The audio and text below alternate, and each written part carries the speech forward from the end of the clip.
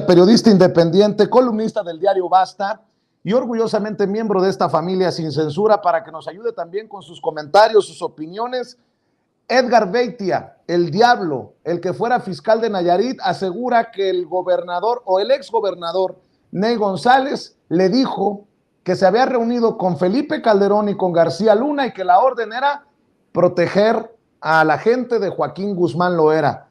Mi querido Ricardo, lo ha dicho Toño, lo digo yo, me imagino que tú también estás al pendiente de esta versión, de este testimonio del exfuncionario de Nayarit que embarra ya a Felipe Calderón. ¿Cómo estás? Muy buenos días, mi querido Ricardo.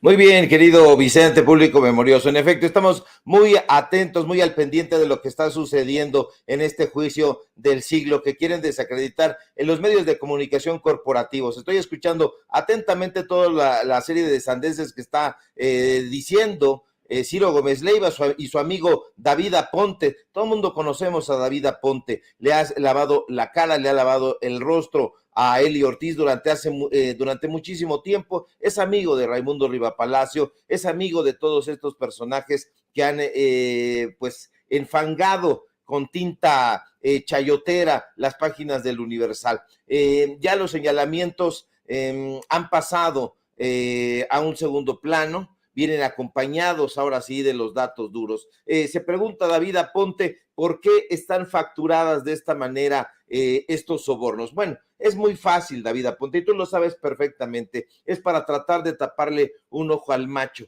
Se crean, como lo había dicho precisamente el testigo el día de ayer, se crean un sistema muy depurado de sobornos que, pues bueno, intenta desviar precisamente la atención y dicen, bueno, pues aquí nadie nos va a cachar, pero en realidad nosotros que hemos investigado bastante al respecto, sabemos muy bien de los contratos que ha tenido el Universal, y no solamente el Universal, sino otros medios de comunicación. Hemos dado a conocer aquí facturas de Milenio, facturas de Reforma, facturas del periódico Excelsior y facturas del periódico Universal, que vamos a dar a conocer muchas el día de mañana, si me permite usted, público memorioso, dar un poco de luz sobre lo que vamos a sacar el día de mañana en nuestro reportaje especial. El Universal ha dado chayote siempre, no le importa la información, nunca le ha importado, bajo reserva este espacio editorial que nadie firma y que es una orden precisamente de David Aponte, no hizo ninguna aclaración, simple y sencillamente descalificó, como hoy descalifica él en los micrófonos de Ciro Gómez Leiva en Radio Fórmula. Ya sabemos perfectamente que se cubren las espaldas. David Aponte, de hecho, fue el personaje que invitó a Ciro Gómez Leiva cuando era columnista del Universal. Hay que recordar que cuando sale Ciro Gómez Leiva de Grupo Multimedios, de Milenio, se va al periódico El Universal y ahí publica esa columna que era La Historia en Breve, que se publicaba en un entrefilete en las páginas de Milenio. Después se va por invitación precisamente de David Aponte, de tal suerte que esta es una entrevista a modo. Ya los señalamientos, insisto, han pasado a un segundo término, vienen acompañados, y eso, como decía Toño, es lo que debemos entender, y lo entendemos perfectamente quienes estudiamos periodismo, pero más aún quienes lo ejercemos. David Aponte debe saber que no se le va a quitar ni lavándole con sosa esta imagen pringosa al periódico El Universal, y mucho menos a Eli Ortiz. Hoy tenían pues bueno, tendrían que tener la entereza de haber abordado el tema, pero no lo hicieron. Era la nota de 8, era la nota de portada, y no lo hicieron. Era la oportunidad para deslindarse, pero ayer precisamente dimos a conocer quiénes son los columnistas, quiénes son los articulistas del periódico El Universal, para que no se le olvide. Héctor de Mauleón, Carlos Loret de Mola, Pepe Woldenberg, Guillermo Sheridan, León Krause, etcétera, etcétera. La propia Margarita Zavala, incluso Ricardo Monreal, son personajes que de ninguna manera han ejercido el periodismo y mucho menos, pues bueno, son personajes probos. Eli Ortiz es un empleador y como empleador exige que le laven la cara. Esto que está haciendo David Aponte es exactamente lo que ha intentado hacer Pascal Beltrán del Río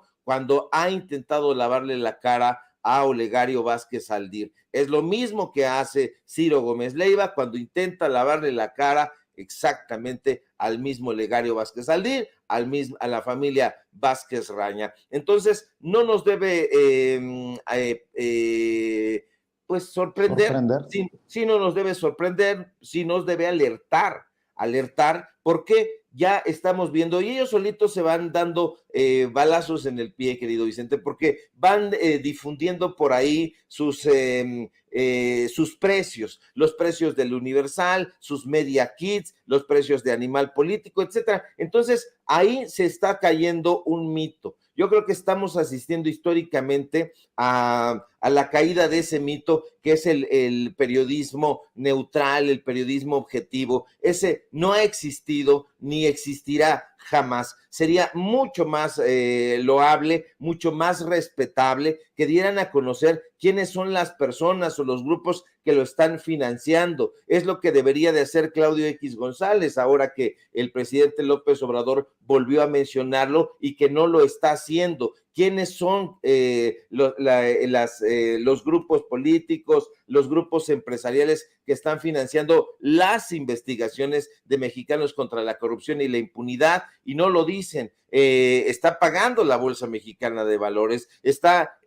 pagando la USAID de Estados Unidos, están pagando los fideicomisos que todavía se suponía estaban en extinción, pero todavía quedan muchos latentes y estos personajes siguen sacando dinero de ahí. No hay periodismo. Todo esto que están haciendo en los medios de comunicación corporativos es un gesto desesperado porque están siendo exhibidos y lo que les duele más, como decías tú hace un momento en este análisis con Toño, que sean los medios de comunicación independientes precisamente los encargados de estar arrojando paletadas de tierra sobre su tumba, porque los medios de comunicación están a pique. Ni los 5 ni los 10 micrófonos que ha sacado Televisa con su nueva imagen para cubrir un mismo evento lograrán resucitarlos. Ya esos medios de comunicación están viviendo francamente tiempos extras y la gente lo sabe. La gente no se está chupando el dedo. La gente, como dice el presidente López Obrador, es mayor de edad y es muy crítica y está viendo esto derrumbarse, y eso no hay más remedio que aplaudirlo. Mi querido Ricardo Sevilla, antes de entrar al otro tema que nos ocupa esta mañana, se está cayendo por fin, poco a poco, pregunto nada más, el pacto de silencio que forzaron o compraron Genaro García Luna y Felipe Calderón con los grandes medios de comunicación de México. Te pregunto porque pareciera hasta extraño verlo en Televisa, en esta cosa que ahora se llama N+, la noticia que estamos compartiendo.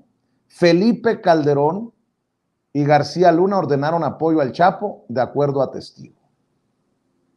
En Televisa, En Televisa, en donde hemos señalado, se hicieron negocios con Genaro García Luna para aquella serie del Equipo que le lavaba la cara precisamente a la corporación, a la Policía Federal. En ese Televisa, en donde hubo montajes para precisamente beneficiar a García Luna y sus cómplices. Dame tu opinión. ¿Se está cayendo poco a poco el pacto de silencio que hemos exhibido y señalado? Sí, por supuesto, se está desmoronando y pronto no quedarán más que sus cimientos.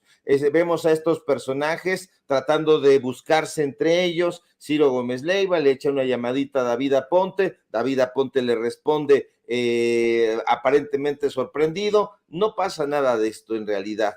Todos estos sujetos, si los vamos rastreando en sus carreras independientes, como ellos las presumen, no lo han sido nunca. Han trabajado para Carlos Salinas de Gortari, como fue el caso de Raimundo Riva Palacio en el tiempo de Notimex, exdirector del Universal. Lo mismo ha pasado con Roberto Roch, director del Universal también, personaje muy cercano a los gobiernos priistas. Lo mismo pasa con David Aponte, que ha trabajado muy cercano a los gobiernos del PRI y del PAN, y que hoy, justamente por consigna de Eli Ortiz, está luchando en contra de este gobierno. Sorprende mucho que un personaje con la experiencia de David Aponte esté hablando en esos términos tan superficiales. Se supone que David Aponte está por encima de todos los columnistas, de Carlos Loret de Mola, de Héctor de Mauleón, de Guillermo Sheridan, de toda la planta de corresponsales, articulistas y columnistas del Universal, se supone, pero está hablando en los mismos términos en que estos personajes que no han ejercido el periodismo nunca lo están haciendo. Se está cayendo, por supuesto, se está cayendo, se está derrumbando, y vemos a Pascal Beltrán del Río, veremos a David Aponte, veremos a Carlos Marín, veremos a todos estos personajes que han sido directores, que siguen siendo directores, buscando entre los escombros algún pequeño fragmento de la credibilidad que alguna vez tuvieron, pero ya nada más van a encontrar piezas sueltas, pequeñas piedras de lo que alguna vez gozaron. Están muy enojados, sumamente enojados. ¿Por qué? Pues porque ellos habían pensado que iba a permanecer impoluto, impertérrito, ese pacto de silencio que celebraron no solamente con el gobierno de Calderón, sino con los gobiernos pasados, con el gobierno de Fox, con el gobierno de Zedillo, con el gobierno de Carlos Salinas de Gortari, con el de Miguel de la Madrid, etcétera. Nos podemos ir mucho más atrás. Sí. Déjame decirle a los muchachos que nos graben, perdóname por interrumpirte, maestro, pero hay noticia de último minuto. Grábenme, muchachos, noticia de última hora desde Nueva York. Yo iba a reportar algo extraño porque veía que Jesús García hablaba de Roberto Sandoval, el gobernador de Nayarit, que llegó después de Ney González. Leía el reporte de Noticieros Televisa hablando de Ney González y te iba a mencionar que había una discrepancia, pero no, ya lo entiendo bien. Después de leer este primer hilo de Televisa que señala que Edgar Beitia, el ex fiscal de Nayarit, señalaba que Ney González, el ex gobernador de aquel estado, le había mencionado que por órdenes de Felipe Calderón y de García Luna había que proteger a Joaquín El Chapo Guzmán y a sus muchachos. Esto ocurrió en un encuentro a bordo de una camioneta. Bueno, pues dice también Edgar Beitia que no le hizo caso a Ney González, porque llegó el nuevo gobernador, Roberto Sandoval, quien tenía vínculos con el grupo de los hermanos Beltrán Leiva por dar dinero para su campaña. Edgar Beitia narra cómo en 2012, durante una visita al búnker de la Policía Federal en la Ciudad de México, Luis Cárdenas Palomino, la mano derecha de García Luna, le dijo que estaba del lado equivocado y que había que ayudar al Chapo. Tras la reunión en el búnker, el gobernador Sandoval, ojo, el que llegó después de Ney González, el gobernador Sandoval, dijo a su comitiva, Edgar Beitia estaría entre ellos, que García Luna, Genaro García Luna, le acababa de decir que no iba a apoyar a la policía de Nayarit. Estamos solos, habría dicho el gobernador. ¿Por qué? Bueno, pues porque a nivel estatal había vínculos con el grupo de los Beltrán Leiva, y a nivel federal había un pacto ya con el otro grupo encabezado por el Mayo Zambada, por Joaquín Guzmán Loera. Edgar Beitia afirma que el exgobernador de Nayarit, Roberto Sandoval, apoyaba a los Beltrán Leiva, pero que la Policía Federal con García Luna al mando, a El Chapo, en medio de la guerra entre estos grupos del narcotráfico. Beitia dice que Sandoval estuvo en la reunión esta que le menciono en la Ciudad de México con Felipe Calderón y García Luna, que la línea era El Chapo, afirmó Beitia en referencia a qué grupo criminal apoyar. Esta es la noticia de último minuto, mi querido Ricardo, y también escucho tus opiniones. Sí, por supuesto, era algo que se esperaba, yo al menos así lo esperaba y creo que mucha gente, los testimonios se van a ir intensificando, los personajes que están compareciendo no son menores, estos testimonios, como sabe cualquier periodista que se precie de serlo, van a venir acompañados de muchas pruebas. Ahí están las pruebas, de hecho, lo pusimos en algún momento, 2 carritos prácticamente como de supermercado, son las pruebas que está aportando la fiscalía en ese caso contra la mochilita que lleva el desatinado defensor de Genaro García Luna. Entonces van a venir, todavía falta me parece, y desde mi punto de vista, lo más intenso de los testimonios. Van a venir otros personajes, a mí me parece esto que supera esas series de Netflix, porque la gente está muy expectante, y eso de alguna manera también está desmoronando la narrativa de los medios de comunicación corporativos que han estado hablando de este pacto entre el gobierno mexicano, el gobierno de López Obrador, y el gobierno de Joe Biden, el gobierno estadounidense, para que haya pues una especie de impunidad en el caso de Genaro García Luna. No hay, desde mi punto de vista, ningún pacto ni nada semejante. Hay estos delirios de conspiracionistas de parte de los medios de comunicación, estos corporativos, pero no está sucediendo. Al contrario, estamos viendo que se están intensificando y va a ocurrir con el paso del tiempo, pues cosas creo que todavía mucho más reveladoras, y esto ya lo fue, ya simbraron al periódico El Universal, me parece que otros personajes también estarán temblando, no por nada, Carlos Marín también parece un sujeto nervioso, algo estará sucediendo también en las filas de Milenio, algo sucederá también en las filas de el grupo Fórmula. ¿Por qué? Pues porque Ciro Gómez Leiva fue, no hay que olvidarlo, director editorial precisamente de Grupo Milenio. En el tiempo justamente de Raimundo Riva Palacio, en el tiempo de Carlos Marín, ellos eran los 3 directores de Grupo Milenio. Ciro Gómez Leiva, Federico Arreola, me faltó, y bueno, Carlos Marín, que estaba ahí también, hacían esta trinidad en el periódico Milenio, así que algo ha de haber estado pasando por ahí, y seguramente los vamos a seguir viendo cada vez más virulentos haciendo esta defensa de Genaro García Luna. Bueno, mientras reunimos y conectamos a los maestros Jaime Hernández y Francisco Paco Cruz, que ahora sí van a despedazar la mesa de diálogo con la información que estamos compartiendo, pues deja a la víbora chillando, maestro.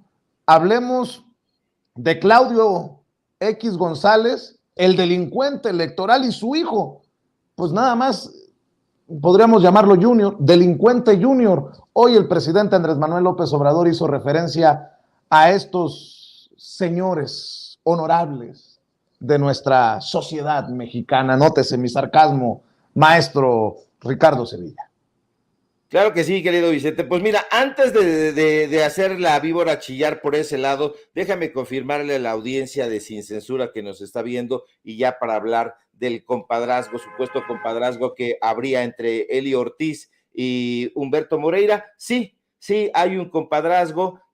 Humberto Moreira y Vanessa Guerrero tuvieron una hija, y bueno, la niña fue bautizada el 17 de abril, Vanessa Lucía, que es hija del gobernador Humberto Moreira, y fue bautizada precisamente en una ceremonia en Parras, en Chihuahua. Esto ocurrió justamente el 17 de abril de 2010, estamos hablando de hace prácticamente 13 años. Ahí entre los invitados estuvo Carlos Romero de Champs, líder sindical de Pemex, y bueno, para que no haya lugar a dudas, los padrinos de Banilú, como le llaman a esta menor de edad, pues bueno, fueron justamente Perla Díaz, esposa de Eli Ortiz, y justamente Francisco Eli Ortiz, dueño del periódico El Universal. Así que no hay duda,